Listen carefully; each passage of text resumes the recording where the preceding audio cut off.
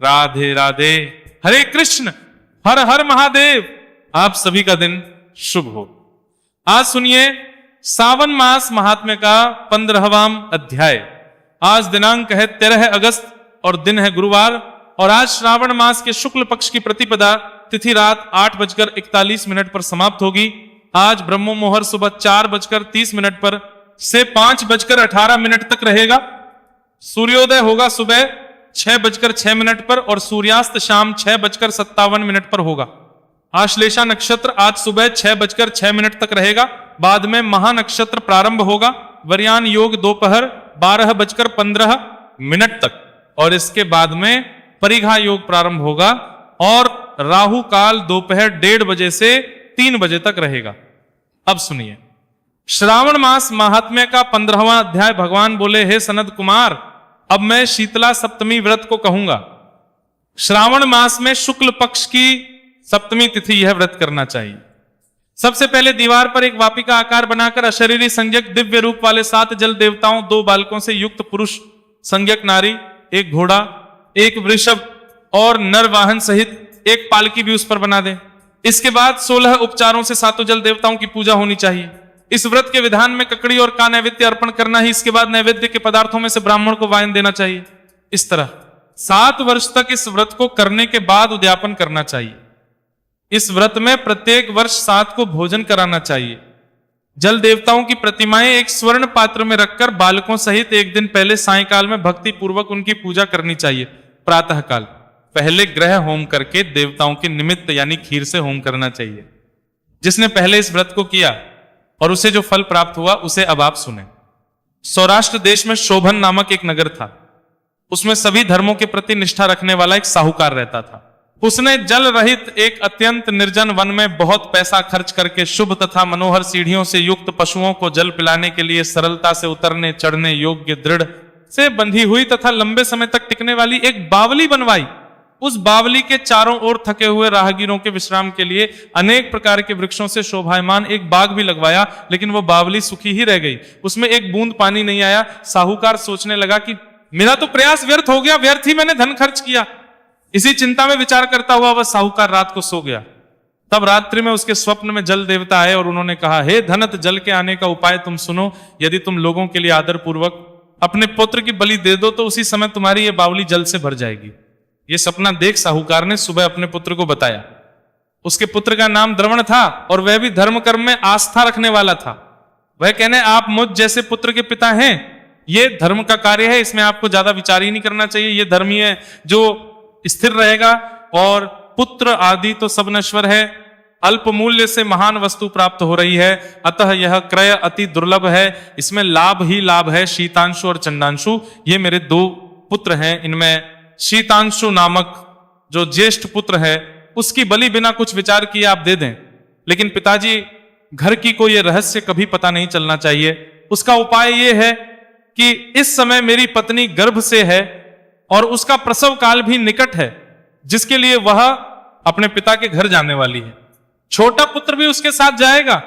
हे तात, उस समय यह कार्य निर्विघ्न रूप से संपन्न हो जाएगा। अपने पुत्र की यह बात सुनकर पिता उस पर अत्यधिक प्रसन्न हुए और बोले, हे पुत्र, तुम धन्य हो और मैं भी धन्य हूं जो कि तुम जैसे पुत्र का मैं पिता बना। इसी सुशीला के घर से उसके पिता का बुलावा आ गया और वे जाने लगी। तब उसके ससुर तथा पति ने कहा कि ये ज्येष्ठ पुत्र हमारे ही पास रहेगा, तुम इस छोटे पुत्र को अपने साथ ले जाओ। इस पर उसने ऐसा ही किया। उसके चले जाने के बाद पिता पुत्र ने उस बालक के शरीर में तेल का लेप किया और अच्छी तरह स्नान कराकर सुंदर वस्त्र और आभूषणों से अलंकृत करके पूर्व षाढ़ा तथा शतभिषा नक्षत्र में उसे प्रसन्नता पूर्वक बावली के तट पर खड़ा किया और कहा कि के जल देवता, इस बालक के बलिदान से आप प्रसन्न हो।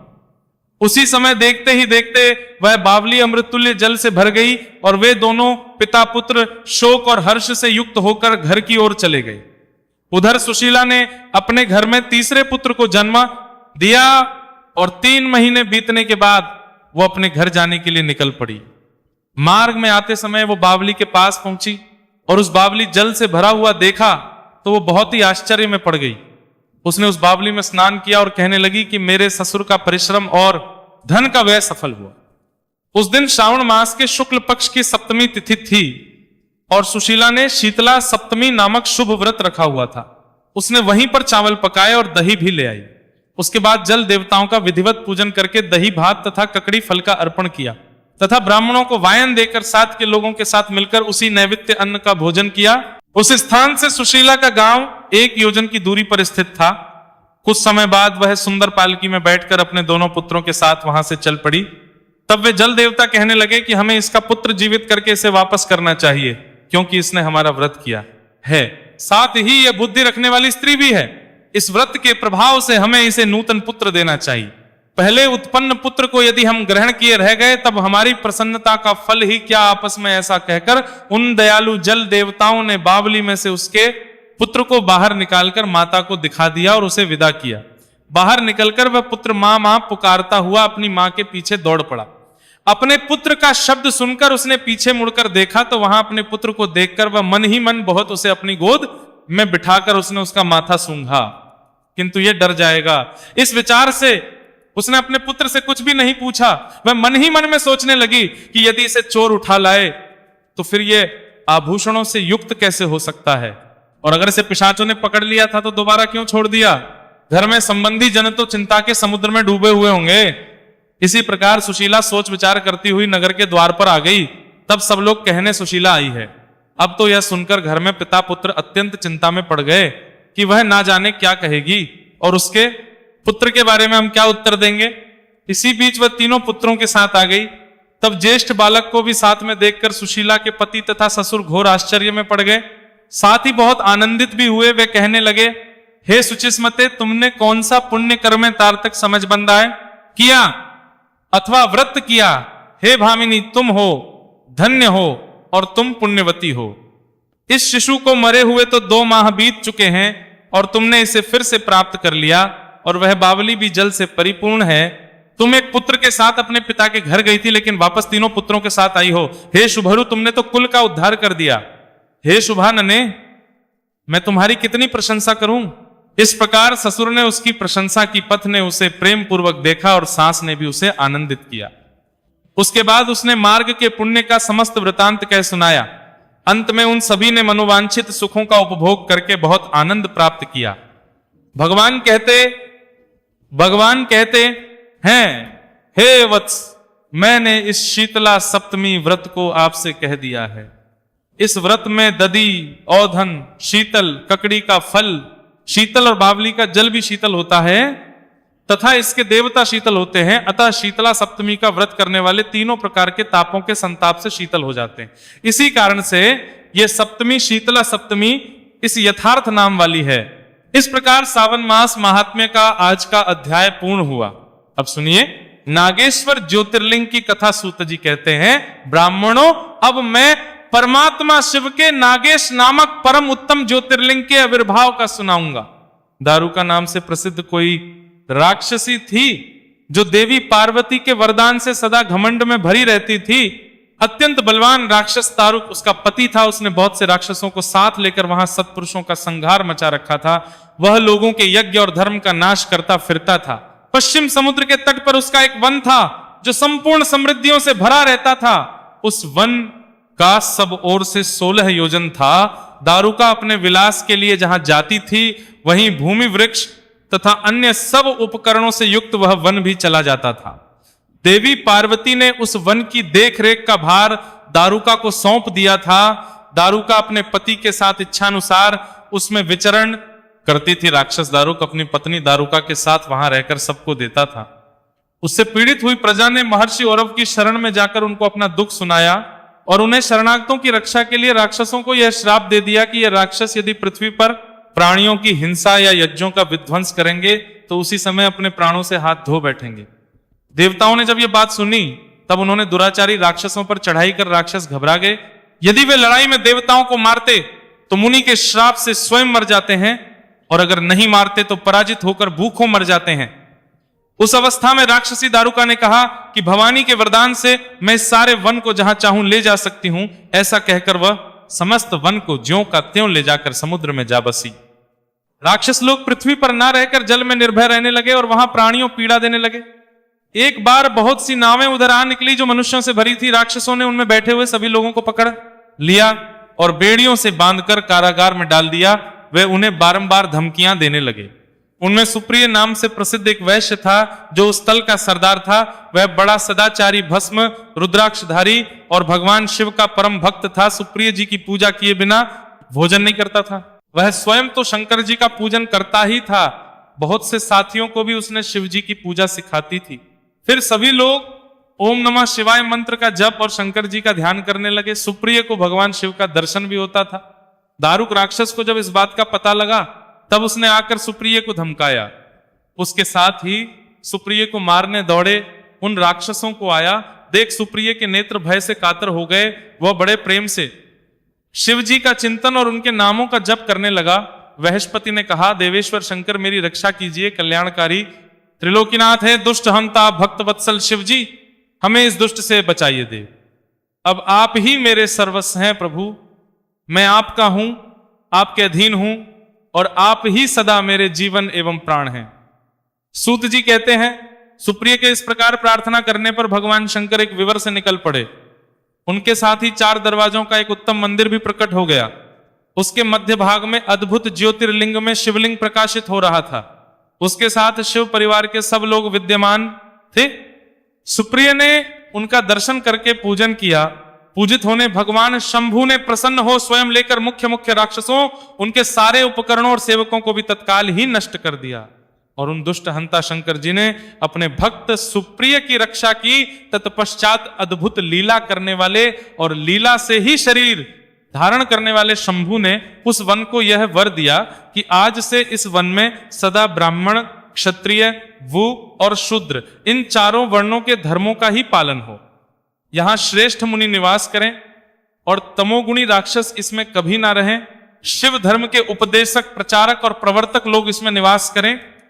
सूत जी कहते हैं, इसी समय राक्षसी दारुका ने दीनचित से देवी पार्वती की स्तुति की। देवी पार्वती प्रसन्न हो गई और बोली, बताओ तेरा क्या कार्य करूं। तब दारुका ने कहा, देवी मेरे वंश की रक्षा कीजिए। देवी बोली, मैं सच कहती हूं, तेरे कुल की रक्षा करूंगी। ऐसा कहकर देवी भगवान शिव से बोली, नाथ आपकी यह बात युग के अंत में सच्ची होगी, तब तक तामसी सृष्टि भी रहे, ऐसा मेरा विचार है। मैं भी आपकी ही हूं और आपके ही आश्रय में रहती हूं, अतः मेरी बात को भी सत्य कीजिए। यह राक्षसी दारुका देवी है, मेरी ही शक्ति है और राक्षसियों में बलिष्ठ है, अतः यही के राज्य का शासन करें। ये राक्षस पत्नियां जिन पुत्रों को पैदा करेंगी वे सब मिलकर इस वन में निवास करें, ऐसी मेरी इच्छा है। देवी पार्वती जी की बात सुनकर भगवान शिव बोले, प्रिय यदि तुम ऐसी बात कहती हो तो मेरा यह वचन सुनो। मैं भक्तों का पालन करने के लिए प्रसन्नता पूर्वक इस वन में रहूंगा। जो पुरुष यहां वर्ण धर्म के पालन में तत्पर हो, प्रेम पूर्वक दर्शन करेगा, वह चक्रवर्ती राजा होगा। कलयुग के अंत और सतयुग के आरंभ में महासेन का पुत्र वीरसेन राजाओं का भी राजा होगा। वह मेरा भक्त और अत्यंत पराक्रमी होगा और यहां आकर मेरा दर्शन करेगा। दर्शन करते ही वह चक्रवर्ती सम्राट हो जाएगा। जी कहते हैं, ब्राह्मणों इस प्रकार बड़ी बड़ी लीलाएं करने वाले वह दंपत्ति परस्पर हास्य युक्त वार्तालाप करके स्वयं वहां स्थित हो गए। ज्योतिर्लिंग स्वरूप देव जी वहां नागेश्वर कहलाए और शिवा देवी नागेश्वरी के नाम से विख्यात हुई। वे दोनों ही सत्पुरुषों को प्रिय है। इस प्रकार ज्योतियों के स्वामी नागेश्वर नामक महादेव जी ज्योतिर्लिंग के रूप में प्रकट हुए। वे तीनों लोकों की संपूर्ण कामनाओं को सदा पूर्ण करने वाले हैं। जो प्रतिदिन आदर पूर्वक नागेश्वर के प्रादुर्भाव का यह प्रसंग सुनता है, वो बुद्धिमान मानव महापातकों का नाश करने वाले संपूर्ण मनोरथों को प्राप्त कर लेता है। प्रिय भक्तजनों, इस प्रकार नागेश्वर ज्योतिर्लिंग की कथा पूर्ण हुई। सभी प्रेम से बोलिए नागेश्वर ज्योतिर्लिंग की जय। प्रिय श्रोताओं, अब सुनिए सीता नितनेम की कहानी। यह कहानी सीता माता कहती थी और भगवान श्री राम इसे सुना करते थे। एक दिन भगवान को किसी काम के लिए बाहर जाना पड़ गया तो सीता माता कहने लगी कि भगवान मेरा तो 12 वर्ष का नितनेम, नित्य नियम है, अब आप बाहर जाएंगे तो मैं अपनी कहानी किसे सुनाऊंगी। श्री राम ने कहा कि तुम कुएं की पाल पर जाकर बैठ जाना और वहां जो औरतें पानी भरने आएंगी उन्हें अपनी कहानी सुना देना।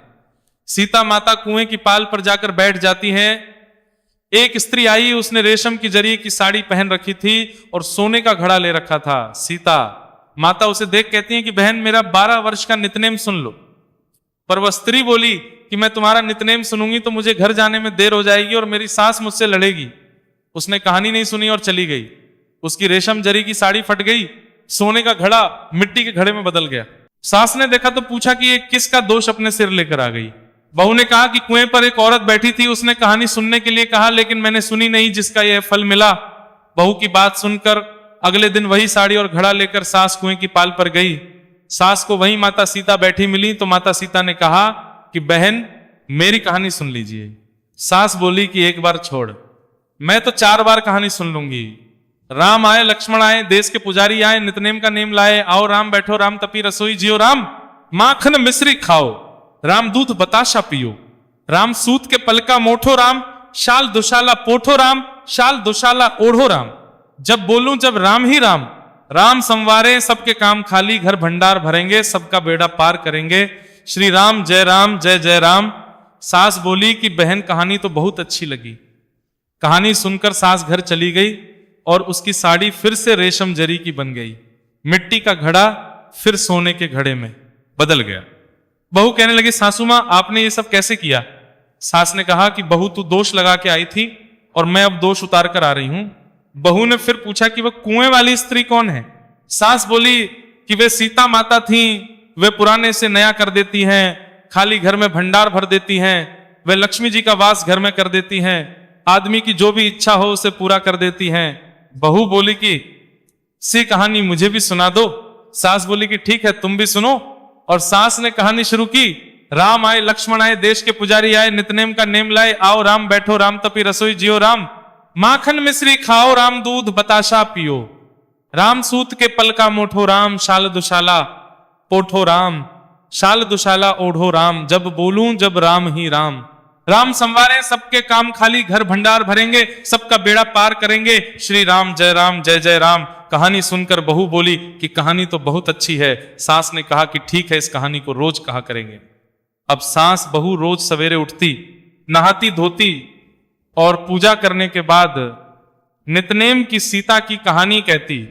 एक दिन उनके यहां एक पड़ोस की औरत आई और बोली कि बहन जरा सी आंच देना। तो वो बोली कि आंच तो अभी हमने जलाई ही नहीं। पड़ोसन ने कहा कि तुम सुबह 4 बजे से उठकर क्या कर रही हो? फिर उन्होंने कहा कि सुबह उठकर हम पूजा करते हैं। फिर सीता माता की नितनेम की कहानी कहते हैं। पड़ोसन ने उनकी बात सुनकर फिर कहा कि सीता माता की कहानी कहने से तुम्हें क्या मिला? वे बोली कि इनकी कहानी कहने से घर में भंडार भर जाते हैं, सारे काम सिद्ध होते हैं, मन की इच्छा भी पूरी होती है। पड़ोसन कहती है कि बहन वैसी कहानी तो मुझे भी सुना दो फिर। वह बोली कि ठीक है तुम भी यह कहानी सुन लो। राम आए, लक्ष्मण आए, देश के पुजारी आए, नितनेम का नेम लाए, आओ राम बैठो राम तपी रसोई जियो राम, माखन मिश्री खाओ राम दूध बताशा पियो राम, सूत के पलका मोठो राम, शाल दुशाला पोठो राम, शाल दुशाला ओढ़ो राम। जब बोलूं जब राम ही राम, राम संवारे सबके काम खाली, घर भंडार भरेंगे सबका बेड़ा पार करेंगे, श्री राम जय राम। सारी कहानी सुनने के बाद पड़ोसन कहने लगी बहन कहानी तो मुझे बहुत अच्छी लगी। अब वो पड़ोसन भी नितनेम सीता माता की कहानी कहने लगी। कहानी कहने से सीता माता ने पड़ोसन के भी भंडार भर दिए। अब तो पूरे मोहल्ले में नितनेम की कथा चल पड़ी। हर किसी की मनोकामना पूरी होने लगी। हे सीता माता, जैसे आपने उनके भंडार भरे वैसे ही आप हमारे भी भंडार भरना। कहानी सुनने वाले के भी और हुंकार भरने वाले के भी। सभी प्रेम से बोलिए सीता माता की जय।